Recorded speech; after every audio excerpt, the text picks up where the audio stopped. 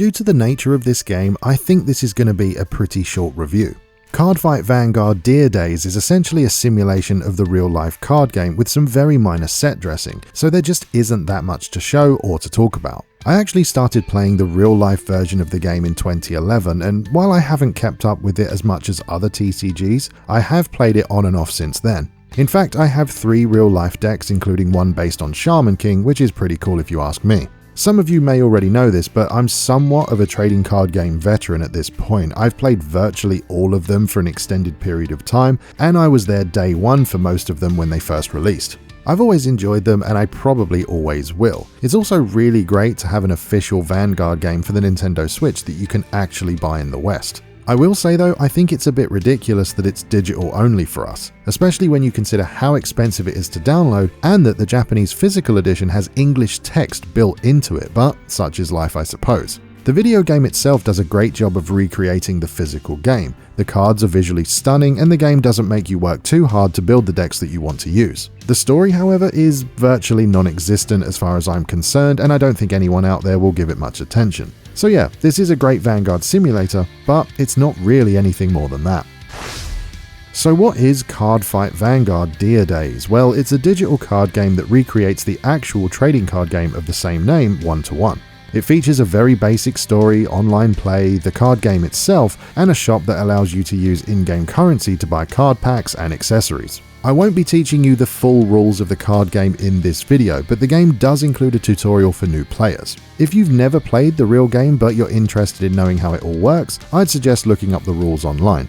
The game's story mode revolves around defeating specific characters on the map, and that's virtually all there is to it. Story battles are marked on the map with red text that reads main verses, and in between these battles, you can take on side events which are marked with blue text that reads free verses. Every single game that you play earns you VP or Vanguard points, which can be spent on various items and card packs at the shops marked in green. There's also some mini visual novel sections which just give you some minor interactions with the game's characters, and these are marked simply as free on the map. They pop up from time to time and don't actually do anything in terms of gameplay though. Alongside your Vanguard points, you'll also notice another currency called CP, which stands for craft points. This is used for crafting more copies of cards you already own. Perhaps you own a single card but you want to run 4 copies of it in your deck. Well, you can use the craft points to actually make them. The most common way to acquire these craft points is by pulling duplicate cards from booster packs, and that's pretty easy to do considering how easy packs are to buy. You get a decent amount of VP per battle regardless of whether you win or lose, and you can easily build up a strong collection of cards pretty quickly. So at this point, let's break down the rest of the game into a couple of smaller sections. Firstly, we'll go over the card shop and the collectible side of things. This game includes many real-life products which equate to over 1,000 different cards, but obviously all in a digital form. It follows the standard deck construction format and has 6 start decks, 1 trial deck, the first 5 main booster sets, 2 lyrical Monsterio booster sets, and 2 special series sets. There's also a few boosters which are exclusive to the game which focus on the higher end cards from each nation. All of these items are available from the very beginning, allowing you to aim for the cards that you want to obtain and for the decks that you want to build. It's worth noting that a lot of the cards you pull from the packs have a chance to get alternate foiling and be full art variants, which allows you to really bling out your deck if that's what you want to do. The shop also sells digital card sleeves and playmats to customize your experience even further. It's important to know that new packs will be added to the game over time, but they're locked behind a very expensive season pass, which we will talk about later.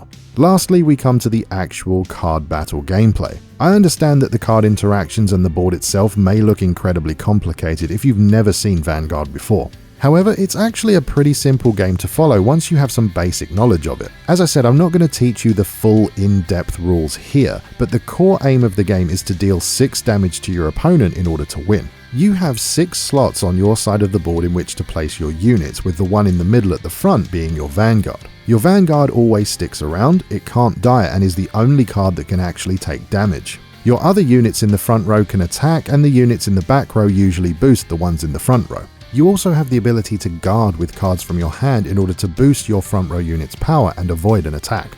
Your Vanguard levels up each turn during the ride phase, going from grade 0 to grade 3, and becoming more powerful as it does so. The current grade of your Vanguard also governs what other cards you can play at that time.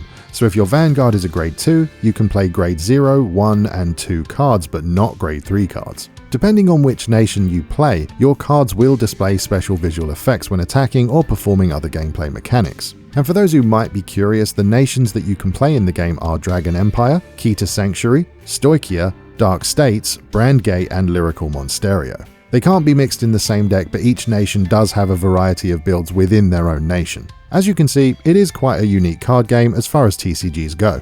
Dear Days does include some online modes, which are Ranked Fight, Free Fight, and Friend Fight. You can also select CPU Fight to just play against a random NPC at any time. I didn't test the online play myself, as I rarely play anything competitively online these days, but it is there for the players that might want it. Performance-wise, I had zero bugs, glitches, or crashes, and the game ran perfectly well the entire time. There is some weird grammar and spelling mistakes here and there, but nothing that couldn't be patched out, and you can still understand what's going on, so it's not the end of the world. The game is available worldwide right now, but only via digital download in the West. The only physical edition of the game that exists is in Japan, and it comes with English language settings built in and some real-life Japanese promo cards. So what did I think of the game, and what are my personal opinions on it? Well, the thing is, I love the real-life card game, and this game allows me to play loads of different decks as many times as I want against unlimited opponents for a fraction of the cost of the real cards. That, in and of itself, is a great reason for me personally to buy into the video game version. The cards look great on the screen, the battle simulation is spot on as far as I've seen, and I find collecting the cards to be an addictive process. On the other hand, what you actually get doesn't seem to make sense for such an expensive game. It's got the card game simulation, online play, and a basic story on a 2D map that you click on to start battles. That's literally it, and for a full-priced release, that does seem to be lacking. If we consider something like Shadowverse Champions Battle or perhaps Yu-Gi-Oh! Rush Duels, which are both also on the Switch, they offer 3D modeled characters and environments to explore while progressing through the story, and they're both cheaper to purchase. Now, I'm not saying that Vanguard should be the same, however, I do think that if they're going to charge full price, they need to give us a little bit more.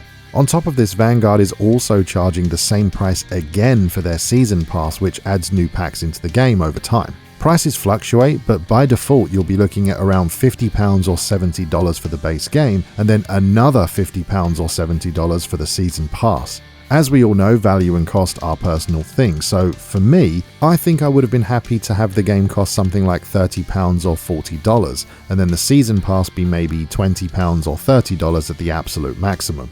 That would then be a total of £50 or $70 instead of a total of £100 or $140, which, I don't know, just feels utterly insane for the overall contents of the game.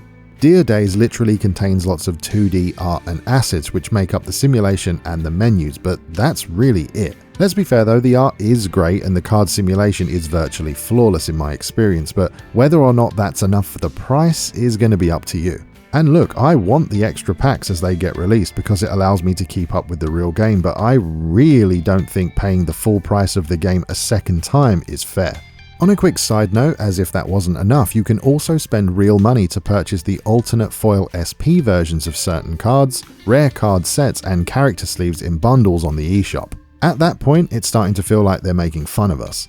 I know some people are okay with microtransactions, and while I'll never understand why that is, they are welcome to feel that way if they want to. In my view though, all of this stuff should just be in the game as rewards and not sold for real money at all in any way. Especially if they expect us to buy the Season Pass as well. I mean, let's say that they added all of this extra stuff into the pass itself. That would make it a little easier to stomach, but as it stands, I can't support that aspect of the game. As I said at the start, there really isn't too much else to say about the game outside of what's already been said. It does what it needs to do, and it's a good way to get into the trading card game if you've never played it before. The actual card-based gameplay works really well, and the deck building options are pretty decent. The price and monetization are, for me, ridiculous, but that kind of thing is always going to come down to how you feel on an individual level. In my opinion, Cardfight Vanguard Dear Days is a great way to get into this unique card game, and while the video game is expensive for what it is, it's way cheaper than buying the real-life cards. The Season Pass costing as much as the full game does is frankly unacceptable, and not releasing it physically in the West really doesn't make any sense. Ultimately, if you love the Vanguard TCG, it might not matter how much this costs. This could very well be an instant purchase for you, and if that's the case, well, no judgment here. I love the card game myself, but as a reviewer of video games, this feels grossly overpriced. It's a somewhat bare-bones package with a basic story mode, but that said, when it comes to the most important part, playing and collecting the cards, it does that bit very well indeed. Do I think it's a good representation of the actual card game? Yes, I absolutely do without a doubt. But is it worth the price of admission? Well, I'm afraid that is entirely up to you. If you enjoyed the video, I really hope you'll consider subscribing, and if you like what I do and want to help support the channel, please check out the first link in the video description down below. Thank you very much for watching, and I'll see you next time.